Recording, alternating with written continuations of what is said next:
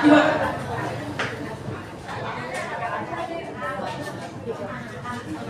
pagi ibu-ibu.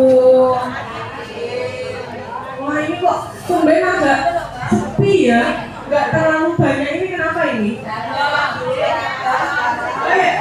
Weekend juga mesti jalan-jalan ya? Iya. Oh, bapak-bapak sering rawuh.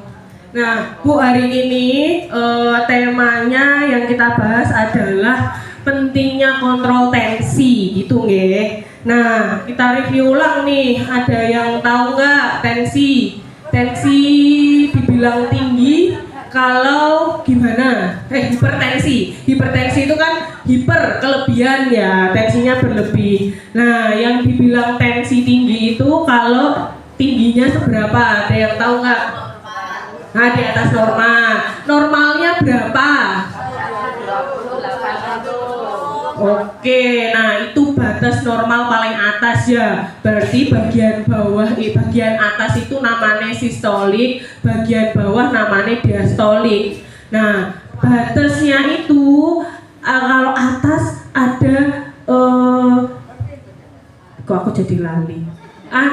90 sampai 120, kalau bawah 60 sampai 80 kayak gitu ya Bu. Nah, kita ini nih kan udah biasa tuh ya dengerin itu ya. Nah, kita ini yang lebih dalam nih. Yang sistolik itu kok ada dua ini? Jadi apa wae sing diukur sih dok gitu ya. Nah, yang atas itu ngitung tekanan saat jantungnya memompa. Jadinya jantungnya crot keluar. Nah, itu tekanan pas keluar kuat apa enggak. Nah, itu. Nah, itu keluar dari jantung ke seluruh tubuh. Nah, itu namanya sistolik. Nah, sedangkan yang namanya diastolik itu dari seluruh tubuh, dari kaki, dari tangan, alirannya masuk ke jantung. Nah, itu yang namanya diastolik yang masuk ke jantung. Nah, jadi coba kalau dari itu kira-kira pentingan mana? Sistolik apa diastolik? Penting yang mana ya? Iya, semuanya penting. Nah, kalau andaikan ternyata kok sistoliknya andaikan 150, itu kan lebih ya Bu, bawahnya kok cuma 70, kira-kira normal enggak? Enggak. Nah, itu juga namanya hipertensi. Jadinya nggak harus dua-duanya. Salah satu aja itu itu sistoliknya tinggi, namanya hipertensi. Nah, kalau andaikan kebalikannya, sistoliknya normal, tuh 110, bawahnya ternyata 90. Kira-kira itu hipertensi nggak? Hipertensi, benar. Nah, kayak gitu. Nah, yang namanya hipertensi itu ada beberapa tingkatan ya. Yang pertama kan normal, naik sedikit, naik 10 tuh berarti 130, 120, naik 9 deh, 120 sampai 129 sama 80 sampai 89 itu namanya peningkatan prehipertensi. Nah, itu belum tentu harus diobati ya, jadi nggak perlu diobati. Tapi kalau yang selanjutnya tuh ada yang namanya hipertensi stage 1, jadi tingkatan pertama. Nah, tingkatan pertama itu berapa? Atasnya naik lagi tuh 130 sampai 139. Nah, itu. Nah, bawahnya naik enggak naik, tetap 80 sampai 89. Nah, itu hipertensi stage 1. Nah, ada lagi stage 2, naik lagi 9 lagi dari lebih dari 140, itu namanya stage 2. Bawahnya itu lebih dari 90. Nah, itu namanya stage 2. Nek kayak gitu itu ya lebih keduren gitu. Tapi ada yang lebih dur lagi, yaitu di atas 180. sama bawahnya di atas 100, itu bisa yang namanya krisis hipertensi. Nah, jadinya nggak cuma, mungkin kalau dulu-dulu dengarnya cuma 2 toh, sekarang tuh bukan sekarang, dari dulu sebenarnya Bu. Nah, itu ada yang namanya krisis hipertensi. Nah, yang namanya krisis hipertensi itu terlalu bahaya banget. Makanya dia harus diturunkan, tapi nggak boleh cepet-cepet, jadi harus sabar. Jadi kadang nek momone wis periksa ternyata kok tensinya lebih dari 180, tapi kok pas kontrol, dok ini kok saya masih cuma 170-an ya, apa obatnya kurang didur, kayak apa saya minum 2 tablet langsung ya? Jangan. Memang kalau hipertensi, krisis hipertensi itu nggak boleh buru-buru diturunkan, karena dengan segitu jenengan udah nggak ada gejala, berarti kan masih bisa kompensasi. Nanti nek diturunkan terlalu zet,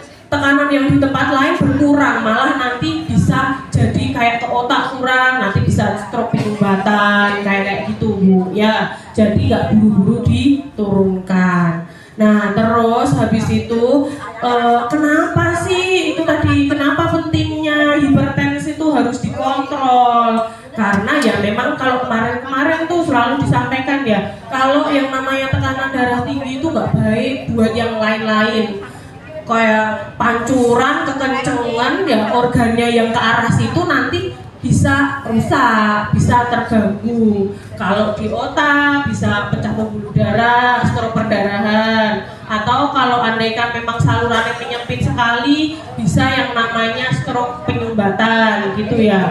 Terus habis itu kalau andaikan ke jantung, tadi masuknya jantung kenceng banget, diastoliknya tinggi banget, otomatis nanti jantungnya bisa melar kayak gitu. Terus habis itu ke ginjal, nanti saringannya jadi bocor. Terus habis itu ke ini, ngapunten ke bagian bapak-bapak tuh mungkin ya, jadinya karena terlalu kenceng jadi ininya alirannya nggak lancar, malah nggak bisa apa bahasanya ya, jadi potensi ini loh Pak, jadinya nanti nggak nafsu ininya berkurang, libidonya berkurang.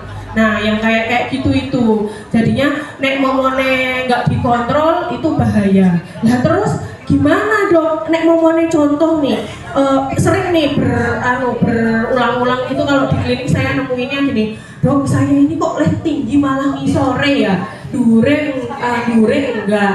Kira-kira karena apa? Nah, itu kompleks kalau kayak gitu. Jadinya nggak bisa kayak disebutin bahwa oh ini cairannya kurang tok gitu, enggak. Apa ini gara-gara jenengan kecapean? Enggak seperti itu. Jadinya semuanya itu, dua-duanya itu saling dipengaruhi hal yang sama. Ya sama itu tadi, istirahatnya gimana, konsumsi garamnya gimana, makan minumnya gimana, olahraganya gimana. Jadinya nggak cuma gara-gara oh gini aku duweri berarti ini mungkin aku pas stres banget ya, yang kok soalnya bawahnya enggak kayak gitu. Jadinya semua yang tadi tak sebutin itu bisa mempengaruhi, karena itu nanti juga ini kadar kayak kolesterolnya, jadi pembuluh darah bagian sini menyempit kan, semua bagian sini juga bisa menyempit. Nah itu nggak bisa spesifik seperti itu Bu, jadinya memang secara general ya. Dan ini nek mau andaikan oh berarti ini saya gara-gara stres aja, berarti aku makan biasa enggak apa-apa, tapi yang penting stresnya dikontrol, enggak kayak gitu. Jadi semuanya itu harus dikontrol kayak gitu.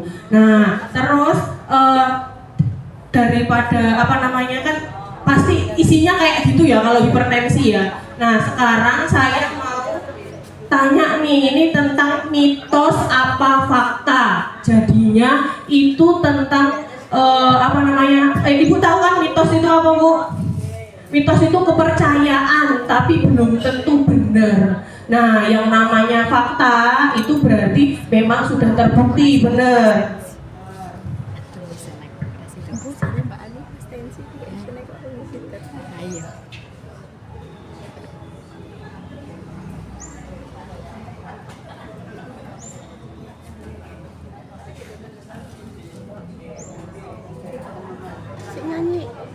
Sabarnya anakku sekitar apa? Kandrena. Jadi pertanyaan pertama, hipertensi tidak berbahaya bila tidak ada gejala. Kira-kira siapa ya dulu?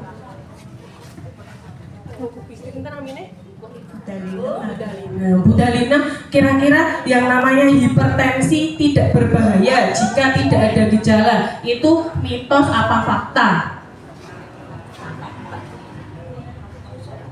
Mitos apa fakta? Tidak berbahaya. Mitos, iya mitos. Soalnya apa? Yang namanya hipertensi itu kan kadang itu yang dulu pernah tak sebutin namanya silent killer. Jadinya pembunuh yang diam-diam. Jadi orang kroso tapi ternyata pas cek ternyata tinggi. Nah yang kayak gitu itu namanya silent killer. Jadinya walaupun tidak ada gejala berarti itu tetap berbahaya. Kayak gitu ya Bu. Jadi harus tetap dikontrol, harus tetap diturunkan. Nah, sekarang yang kedua.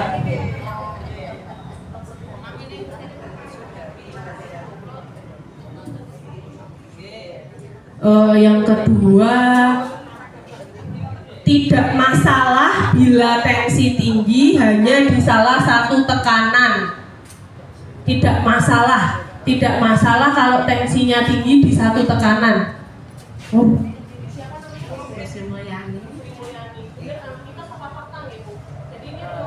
Salah satunya yang tinggi itu nggak masalah.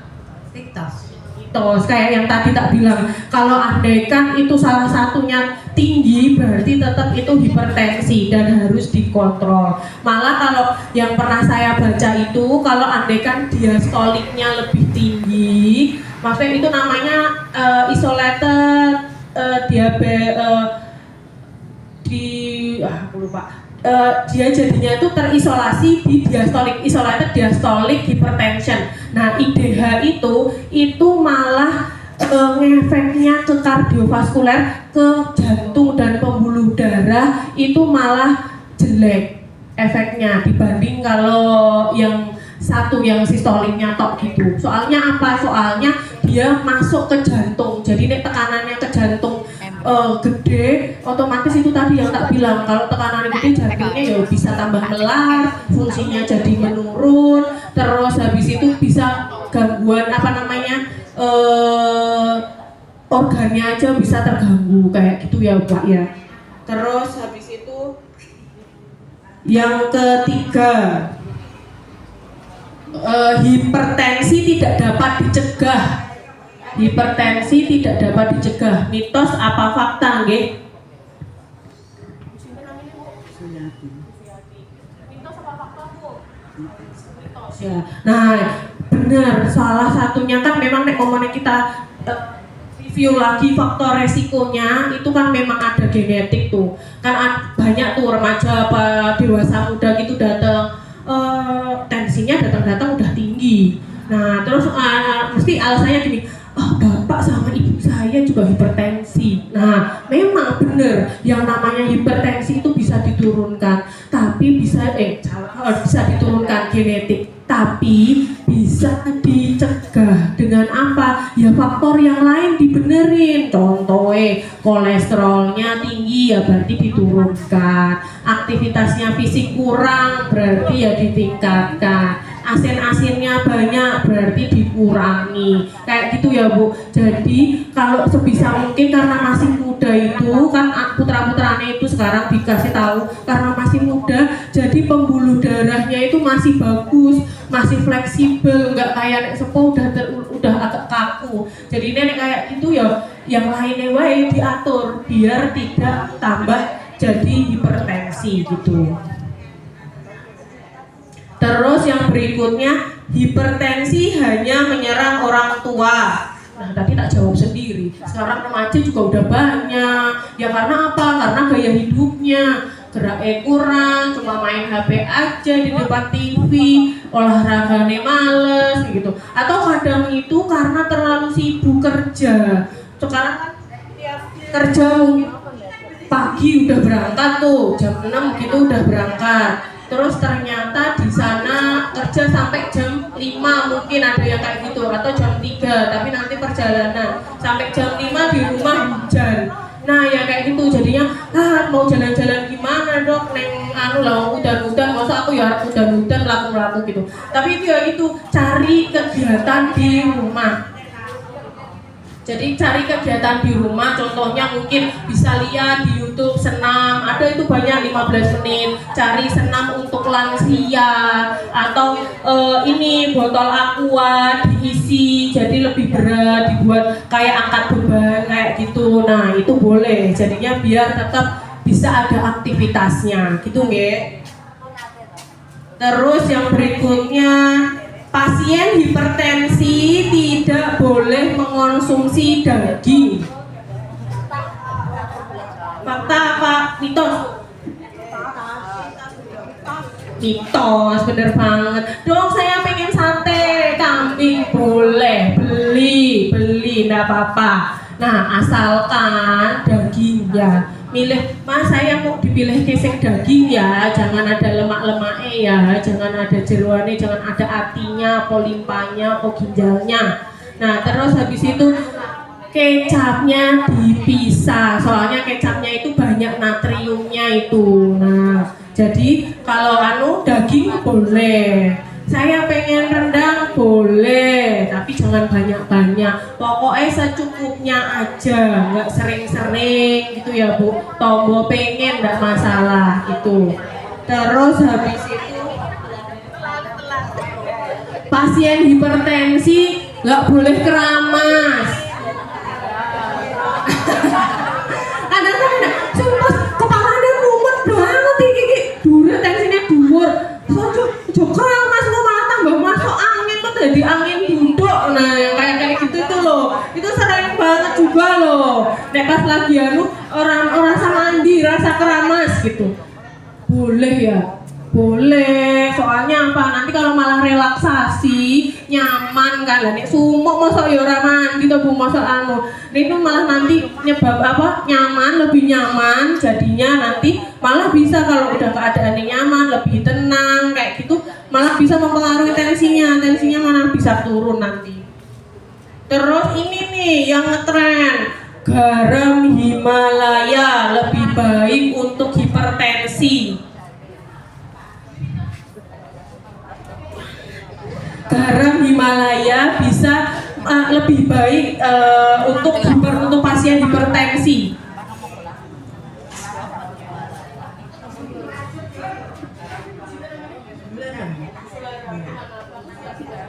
Orang telulas. Jadi yang namanya garam Himalaya, yang jenengan pernah lihat itu garam Himalaya itu yang warnanya pink itu loh Bu, yang kayak harganya lebih mahal itu. Jadi sewadah gitu tuh bisa 50 ribuan apa piye ya. Nah, oh 30 malah udah ada yang beli. Saya nggak pernah beli soalnya. Jadi walaupun jenenge Himalaya, sebenarnya bukan dari gunung Himalaya, tapi dari dia itu kalau nggak salah daerah Pakistan apa piye gitu ya, kayak gua di daerah Pakistan, jadi garamnya memang khusus dari situ. Dan kalau garam Himalaya itu organik, jadinya kayak di aja udah dapat itu, terus nggak diproses apa-apa Bu, jadinya nggak ditambahin. Kalau garam dapur itu kan ada iodiumnya, ada ditambahin kayak apa namanya lain gitu, jadi biar apa namanya kalau dulu kan kita ini kan kasus gondongan dulu banyak itu kan, makanya ditambahin iodium biar nggak ini jadi kekurangan buat hormon tiroidnya itu. Nah tapi kalau si Himalaya itu enggak. Nah Himalaya itu dapatnya cuma dari sana. Nah kalau di hasil lab dibandingin nih jumlahnya nih, natriumnya, kadar natriumnya garamnya itu sama punyanya Himalaya sama garam dapur memang lebih rendah dari garam dapur biasa. Tapi itu per 100 gram. Wah, kayak banget. Padahal batasan kita itu kan cuma 2 gram, setengah sendok teh. 2000 gram miligram itu setara dengan 1 sendok teh toh. Kalau dibandingin sama 1 gram, salah 100 gram itu kan nggak sebanding, jadinya nggak terlalu signifikan. Jadinya sebenarnya nggak perlu amat beli yang lebih mahal, pakai garam dapur aja, tapi yaitu sesuai aturan aja. Sehari maksimal setengah sendok teh kayak gitu. Jadi nggak perlu mahal-mahal Bu. Kalau garam dapur itu kan kayak sewadah cuma harganya berapa Bu? 5.000 ya kalau nggak salah ya. Yang gede itu kayaknya cuma 5.000-an kayaknya. Nah, yang kayak dolphin, terus apa lagi? Revina, nah bener yang kayak gitu tuh Bu. Nah itu pakai tuh aja wes, nggak usah mahal-mahal ngeluarin buat beli garam Himalaya, soalnya nggak terlalu signifikan. Malah ya itu tadi, malah nanti pomone itu kekurangan iodium, efeknya yaitu kerja hormon tiroidnya nanti malah nggak maksimal kayak gitu, nggih. Terus pertanyaan saya udah habis sih, ini ada yang mau tanya lagi nggak ya? Ada yang mau ditanyakan nggak Bu? Kamu mau tanya Dok? Boleh. Ini tadi kok aku nggak nanya sama bapak-bapak sama sekali ya? Karena kan ragu. Ini yang saya mau tanyakan ini Dok. Seusia kita ini kok katanya tidak boleh makan jeroan. Nah itu dampaknya apa Dok? Mohon dijelaskan. Udah, makasih. Padahal enak banget ya Pak. Lah bukannya pas zaman muda udah puas sama makan jeroan nih. Masih tetap pengen ya? Iya, soalnya kan jeroan itu yang namanya lemak-lemak ya Bu. Kalau di dalam tubuh aja kita, kalau andaikan kelebihan kalori itu kan disimpan di dalam tubuh. Contoh makannya terlalu banyak. Tapi ini kita nggak ngomongin ya Bu, tapi sama jadinya. Jadi contoh kita makan, itu tuh lemak-lemaknya itu banyak nempel di organ. Nah, salah, maksudnya gini, bukan salah sih, gini. Jadinya andaikan makan kalau kelebihan diubah jadi lemak. Lemak kalau di dalam tubuh itu paling sering ada di organ dalam. Nah, di jeroannya itu nempelnya banyak di situ Pak. Jadinya penyimpanan sisa-sisa tenaga itu ada di situ. Makanya ya itu tadi, kalorinya lebih tinggi, satu itu. Kandungan kolesterolnya lebih tinggi. Makanya ya nggak boleh. Lah, makan daging kambing kan enak kolesterolnya juga, iya, tapi jumlahnya kan lebih sedikit dibanding yang di bagian yang jeroan-jeroan itu tadi. Jadi ya tetap boleh konsumsi lemak. Yang bilang lemak itu nanti bakal bisa jadiin tenaga cadangan, bisa dijadikan sumber hormon. Tapi ya itu tadi, kalau andaikan jumlahnya berlebihan malah bahaya, soalnya bisa menutupi pembuluh darah. Nah itu karena kadar kolesterolnya tinggi jeroan itu Pak. Jadi sisa-sisa tenaga dikumpulkan nempelin ning nggon jeroan.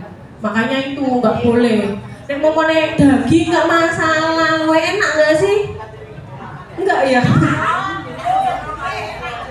Kulit juga yang kriuk gurih banget ya Bu. Tapi nggak boleh kolesterolnya akeh. Bukan gara-gara jadi ini disuntik hormon gitu, bukan. Di kulit itu enggak. Soalnya nek ngomongnya mesti hormon itu harganya mahal. Nek ngomongnya disuntik hormon enggak. Tapi kulit itu gara-gara kolesterolnya tinggi. Nah itu berarti nggak boleh.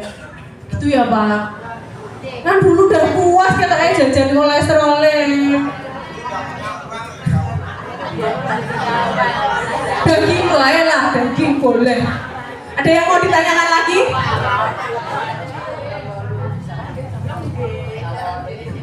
Assalamualaikum warahmatullahi wabarakatuh. Saya mau tanya Dok, seusia lansia itu kok kadang-kadang batuk sama beser ya Dok? Itu faktor usia atau faktor apa Dok penyebabnya? Beser sama apa Bu tadi Bu? Oh batuk. Jadi kalau batuk tuh mungkin bukan gara-gara usia ya Bu ya, tapi gara-gara cuaca ini loh, dingin banget, kok lebih sensitif sekarang. Maksudnya kayak saya aja dulu pas masih muda itu AC kalau nggak 16 nggak bisa. Sekarang 24 aja rasanya udah ngewel Bu. Nah kayak gitu itu Bu. Terus apalagi cuaca yang seperti ini, mesti panas, terus habis itu hujan gitu kan. Terus habis itu aktivitasnya jadi berkurang itu tadi, otomatis imunitas tubuh berkurang. Kalau imunitas tubuh berkurang, terus baru kuwi pas barengan arisan ke sana ketemu sama tetangga, ternyata kok ada yang batuk, yo wes gampang banget ketularan kayak gitu ya Bu ya. Tapi sebelum itu coba dievaluasi dulu, minumnya kurang enggak. Nah soalnya kadang ini kalau sini kering otomatis micu batuk ya, kayak kalau nanti kulitnya jadi gatel juga karena kering. Nah kayak gitu Bu. Jadi karena kalau batuk nggak ada hubungannya sih sama usia ya. Itu. Tapi kalau beseren lah itu tambah karena cuaca dingin. Nah itu micu buat pipis-pipis terus ototnya itu tadi, otot jadi toh yang namanya kantong pipis itu ototnya dua, sing ning jero karo sing njaba. Sing ning jero itu nggak bisa ditahan, soalnya memang itu dia tergantung, oh nek momene aku akeh berarti otomatis aku bakal ngebuka. Nah luarnya itu masih bisa ditahan. Nah, itu tergantung kekuatan ototnya itu gimana, semakin sepuh. Apalagi kalau ternyata itu ibu dulu lahirnya anak 8, 5, 8, nah ya kayak gitu itu soalnya apa, otot panggulnya sini, otot panggul biasanya udah nggak gara-gara ya itu melar dulu, terus kecil lagi, melar lagi, kecil lagi. Nah yang kayak gitu tuh Bu, sama yang kurang aktivitas itu tadi, apa namanya, kurang dilatih otot dasar panggulnya, tambah lahiran banyak, otot dasar panggulnya nggak pernah, makanya kekuatannya biasanya jadi lebih lemah. Makanya rasanya ya pengen pipis tahan, kadang ke kamar mandi belum ini ya udah keluar sedikit. Nah yang kayak gitu. Jadi kalau bisa ya minumnya kalau pas lagi dingin banget, kalau dari sore sampai malam itu dikurangi, kersane nggak ganggu tidur. Nanti kalau jenengan apa namanya krosok pipis terus, kalau malam hari nggak bisa sare, malah tensinya malah tambah dhuwur terus gitu ya Bu ya.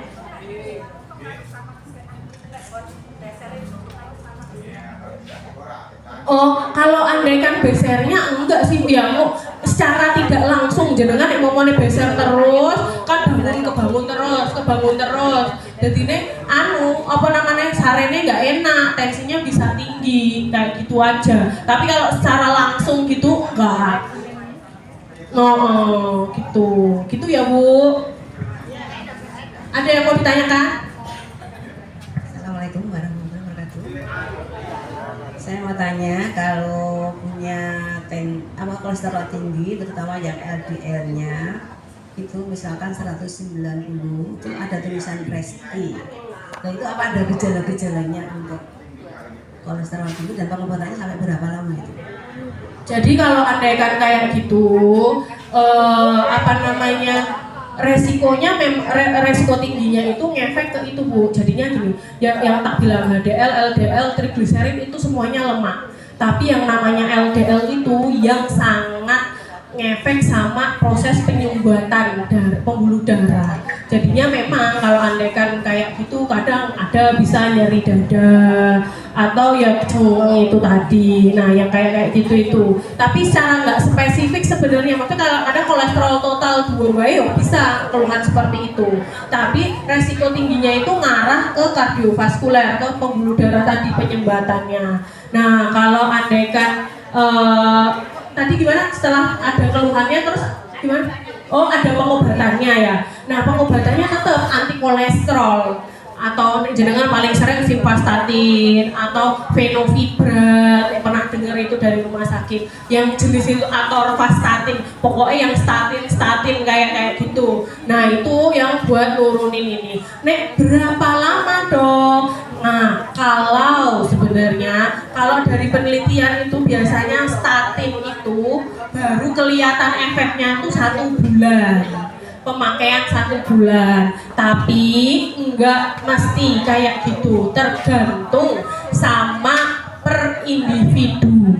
Jadinya contoh nih, kalau andaikan nih udah minum tapi terus minum obatnya, terus emang ngersake mau dicek gitu ya di tengah ini kan biasanya mau ke rumah sakit per 1 bulan ya Bu baru dicek ya Bu, per bulan berikutnya lagi dikontrolnya lagi. Tapi kalau andaikan ternyata di tengah ini saya mau ngecek sendiri, ternyata gara-gara dhuwur kuwi makannya udah dihati-hati, udah ditambahin obat, ternyata kok di tengah udah turun ini jadi 90 gitu. Nah ya udah berarti nggak perlu dilanjutin, nggak apa-apa. Tapi biasanya untuk orang-orang dengan gangguan ginjal dengan gangguan jantung, dokter yang apalagi dengan riwayat serangan jantung, penyumbatan di pembuluh darah, arep normal, orang normal, dokter jantung pasti meresepkan yang namanya obat statin, obat lemak ya Bu. Karena apa? Yaitu tadi dia itu selain menurunkan itu berarti mengurangi terjadinya penempelan di pembuluh darah. Jadinya biar nggak terjadi serangan lagi kayak gitu. Jadi kalau untuk pengobatannya itu per individual nanti dilihat. Tapi memang kalau andaikan dari rumah sakit biasanya langsung sebulan aja, nanti dievaluasi bulan depan. Karena kan kontrolnya bulan depan itu ya Bu, gitu. Nah, kalau andaikan cengeng coba dilihat dulu, direview ulang hari itu kegiatannya ngopo, ternyata kok kenceng banget, bater mikir kayak apa atau ngerjain apa sampai ini rewangan mungkin ya duduk motong-motong gini-gini terus. Nah coba dilihat, udah. Terus kalau punya tensi di rumah coba ditensi dulu berapa kayak gitu ya Bu ya. Nah nanti dilihat, ternyata normal, ya wes berarti dilihat dulu. Kok sampai ini enggak ada gangguan pandangan apa enggak. Nah nggak apa-apa kalau memang ada riwayat kolesterol tinggi, nggak apa-apa cek, boleh. Tapi kalau enggak ya dilihat dulu sekitar sehari 2 hari kok nggak hilang, boleh cek. Tapi kalau andaikan nih ternyata tensinya inggil ya berarti coba obatnya tensinya gimana, relaksasi dulu biar nggak tegang kayak gitu Bu. Ternyata kok kolesterolnya tinggi, nggak normal, tensinya normal, mungkin ya itu tadi capek kenceng, berarti pemanasannya gimana, olahraganya gimana, kayak gitu ya Bu ya. Ada penjalanan nggak sampai tangan gitu, nah itu ngarah ke saraf nanti ini kayak gitu. Nah, Sampun, ada yang mau tanya lagi? Udah, oke, sampai udah ini, maaf ya Bu ya, terlalu lama. Jadi kayak gitu nanti penting banget harus dikontrol. Semoga yang di sini nanti sehat terus, bisa kumpul terus kayak gini gitu ya Bu ya. Itu saya tutup dulu. Wassalamualaikum warahmatullahi wabarakatuh.